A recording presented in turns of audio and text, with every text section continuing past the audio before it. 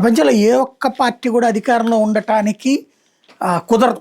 ఖచ్చితంగా అదేదో నియంత దేశాలైనటువంటి చైనాలోనూ రష్యాలో తప్పించి, లేదంటే గనక పాకిస్తాన్లో సైనిక పాలకుల్లాగా తప్పించి ప్రజల చేత మెప్పించగలగాలి ప్రజాస్వామ్య దేశాలు. అలా కానప్పుడు అలా పుట్టి ఇలా పోతుంది.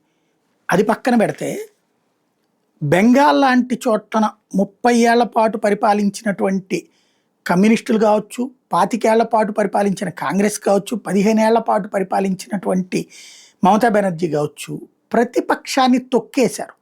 ఆ తొక్కినప్పుడు పుట్టుకొచ్చిందే కమ్యూనిస్టులు. కాంగ్రెస్కి వ్యతిరేకంగా కమ్యూనిస్టులు, కమ్యూనిస్టులకు వ్యతిరేకంగా మమతకి వ్యతిరేకంగా బీజేపీ.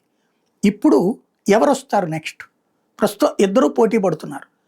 కమ్యూనిస్టుల వైపు కంటే కూడా ఎక్కువగా కాంగ్రెస్ వైపు ఇంట్రెస్ట్ చూపెడుతున్నారు.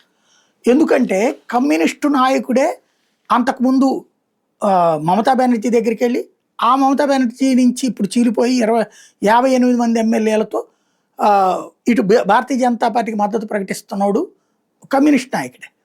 కాబట్టి కమ్యూనిస్టులు ఇక ఎప్పుడైతే ఆ పదవిలో అలవాటు పడిపోతారో ఇక వాళ్ళేం ప్రతిపక్ష పాత్ర అవుతారు. కాంగ్రెస్ పార్టీ ప్రతిపక్ష పాత్ర పోషిస్తుంది.